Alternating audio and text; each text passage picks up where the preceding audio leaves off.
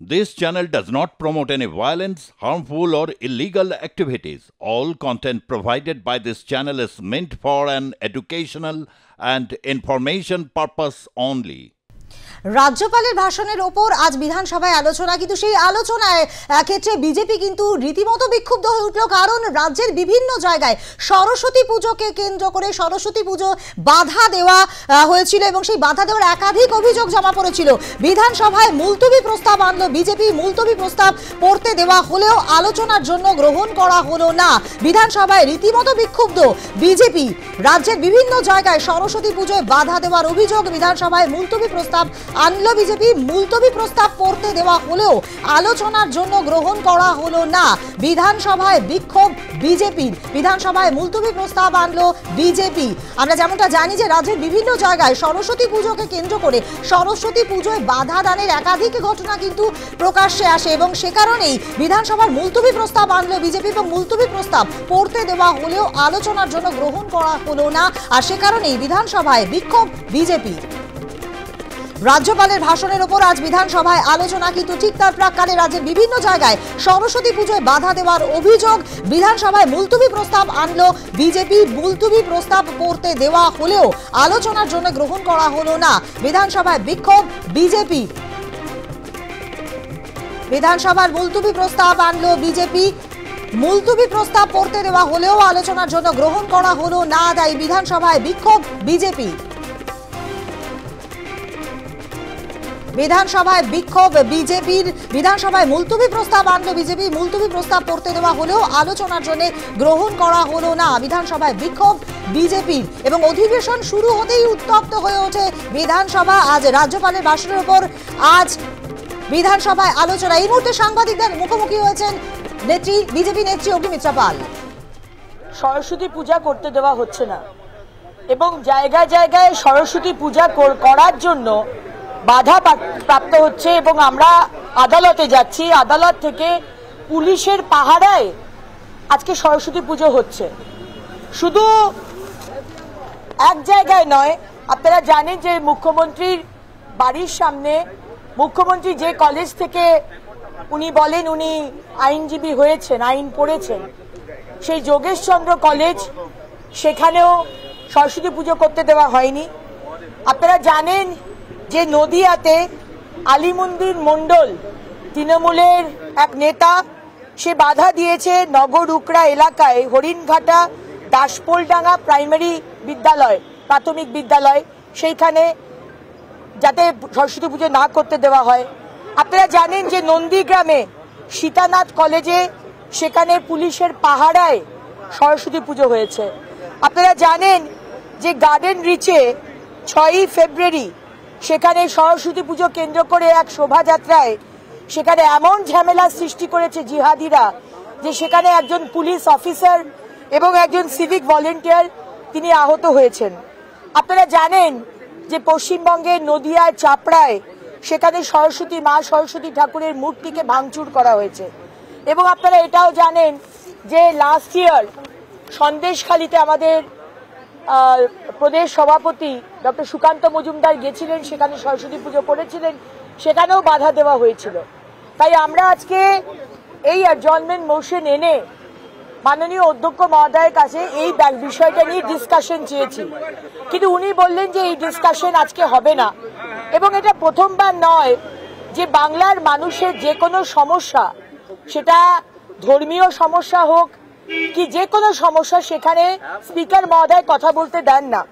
অথচ আপনারা জানেন যে আমাদের সংবিধানে right two freedom, article number 25 to 28, সেখানে কিন্তু পরিষ্কারভাবে লেখা আছে যে ধর্ম, যে যার ধর্ম সে কিন্তু প্র্যাকটিস করতে পারে। কিন্তু আজকে পশ্চিমবঙ্গে দেখা যাচ্ছে মাননীয় মুখ্যমন্ত্রী তিনি তুষ্টিকরণের রাজনীতি করার জন্য তিনি আজকে জিহাদি যারা আজকে বাধা দিচ্ছে হিন্দুদের সরস্বতী পুজো করার জন্য। আমরা জানি ছোটবেলা থেকে আমরা হাতে করি করি সরস্বতী ঠাকুরের সামনে, সেই সরস্বতী পুজো আজকে বাধা দেওয়া হচ্ছে। এবং শুধু বাধা দেওয়া নয়, আজকে এইখানে বিধানসভা যেটা হচ্ছে বিরোধীদের জায়গা কথা বলার, আমরা জনপ্রতিনিধি, কিন্তু সেখানে কথা বলতে দেওয়া হচ্ছে না। আমরা দাবি করেছি মুখ্যমন্ত্রীর কোনো স্টেটমেন্ট নেই কেন?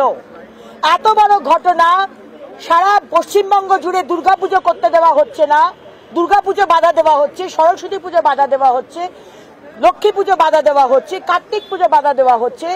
মুখ্যমন্ত্রীর কোনো স্টেটমেন্ট নেই কেন? মুখ্যমন্ত্রীকে স্টেটমেন্ট দিতে হবে। আজকে প্রতিটা কথায় কেন আমাদের আদালতে যেতে হচ্ছে? মুখ্যমন্ত্রীকে জবাব দিতে হবে। কেন পুলিশ পাহারায় সরস্বতী পুজো হবে? মুখ্যমন্ত্রীকে জবাব দিতে হবে। এবং এই যে বলা হয় সম্প্রীতির যে পরিবেশ নষ্ট করছে, হিন্দুরা মুসলমানদের কোনো কিছু সামান্য পান থেকে চুল খসলে, সেই ধর্মের কোনোরকম কোনো কিছু হলে বলা হচ্ছে যে সম্প্রীতির পরিবেশ নষ্ট হচ্ছে। তাহলে আজকে হিন্দুদের সরস্বতী পুজো, দুর্গা পুজো, কালী পুজো যে আজকে প্রথমবার করছি তা নয়, যুগ যুগ ধরে হয়ে আসছে, সেখানে বাধা দিলে তাহলে মুখ্যমন্ত্রী স্টেটমেন্ট দিচ্ছেন না কেন যে যারা যারা এই সম্প্রীতির পরিবেশ নষ্ট করছে তাদের শাস্তি হোক? এই স্টেটমেন্টটা দিতে মুখ্যমন্ত্রীর অসুবিধাটা কোথায় আমরা জানতে চাই। কারণ আমাদের মধ্যে দৃঢ় বিশ্বাস অসুবিধাটা এইখানেই যে উনি তুষ্টিকরণের রাজনীতি করেন এবং যে জিহাদিরা আজকে এই কাণ্ড করছে, সরস্বতী পুজো করতে দিচ্ছে না, তাদেরকে ইনি চটাতে চান না শুধু ভোট ব্যাংকের জন্য। আমরা আমাদের আলোচনা করতে দেয়নি, আমরা প্রতিবাদ করেছি সেখানে প্রায় 10 মিনিট এবং আমাদের বিরোধী দলনেতার নেতৃত্বে আমরা ওয়াকআউট করেছি। Thank you.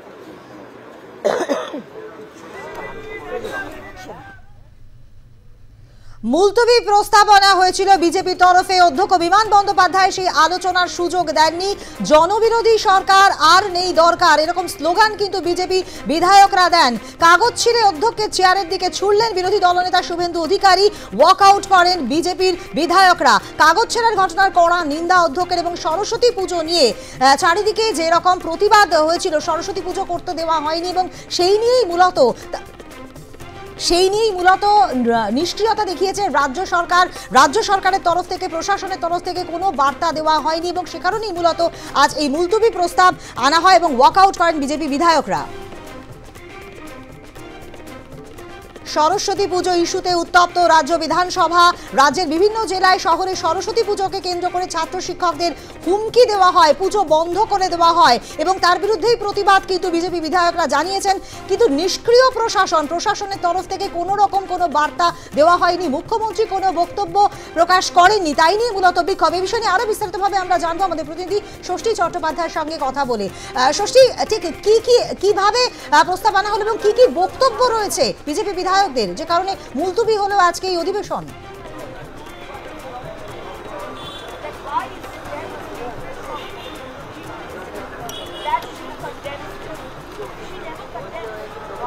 দেখো, যে কোনো শিশুর কাছেই সরস্বতী পুজোটা অত্যন্ত উল্লেখযোগ্য এবং তাৎপর্যপূর্ণ। তার কারণ সরস্বতী পুজোর মধ্যে দিয়েই মূলত শুরু হয় তাদের হাতে খড়ি, অর্থাৎ পঠন পাঠন তারা শুরু করে এবং সেই সরস্বতী পুজো করে কেন্দ্র করে নদিয়া থেকে কলকাতা জেলার বিভিন্ন প্রান্তে একের পর এক ঘটনা, যে ঘটনার পরিপ্রেক্ষিতে মূলত বিজেপির যিনি বিধায়ক অর্থাৎ অগ্নিমিত্রা পাল, তিনি রাজ্য বিধানসভার যে বাজেট অধিবেশন চলছে সেই বাজেট অধিবেশনের একেবারে শেষ বেলায় তিনি মূলত একটা মুলতবি প্রস্তাব নিয়ে আসে।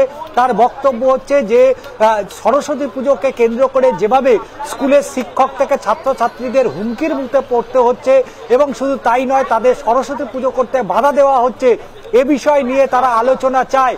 যদিও সেই আলোচনা আর মুলতবি প্রস্তাব গ্রহণ করলেও আলোচনার কিন্তু কোনো রকম কোনো সুযোগ দেওয়া হয়নি।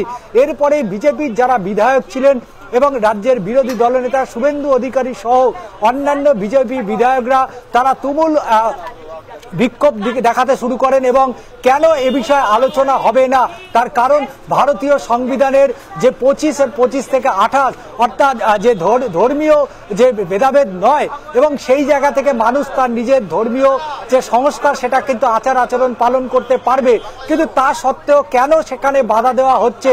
এবং কলকাতায় তুমি জানো যে যেভাবে দুটি কলেজে কেন্দ্র করে যেভাবে সরস্বতী পুজোকে কেন্দ্র করে একের পর এক গন্ডগোল, নদিয়াতে গন্ডগোল, এই বিষয়গুলো নিয়েই মূলত আজকে রাজ্য বিধানসভা আলোচনার প্রস্তাব চেয়েছিল, কিন্তু সেই প্রস্তাবে রাজি না হওয়ায় কিন্তু বিজেপির পক্ষ থেকে তুমুল বিক্ষোভ দেখায়। এবং শুধু তাই নয়, হাতে বিধানসভার যে সমস্ত পেপার ছিল সেই পেপারসগুলো ছিঁড়ে তারা একেবারে সদনের ভেতরেই তারা সেগুলো উড়িয়ে দিয়ে বিক্ষোভ দেখাতে শুরু করেন এবং সেই বিক্ষোভ স্লোগান দিতে দিতে তারা একেবারে বিধানসভার গেটের বাইরে চলে আসে। এবং তার পাশাপাশি মুখ্যমন্ত্রী মমতা বন্দ্যোপাধ্যায় তার বক্তব্য জানতে চাইছে বিরোধী দলের সদস্যরা, এবং কেন বারবার বিভিন্ন অনুমতির ক্ষেত্রে রাজ্যের শীর্ষ আদালত হাইকোর্টে দ্বারস্থ হবে। সদনের ভেতরে যেখানে বিধায়কদের বলতে দেওয়া হয়, কিন্তু বিরোধীদের সেখানে কণ্ঠরোধ করার অভিযোগ তুলেছেন বিধায়ক অগ্নিমিত্রা পাল। বেশ, ধন্যবাদ ষষ্ঠী।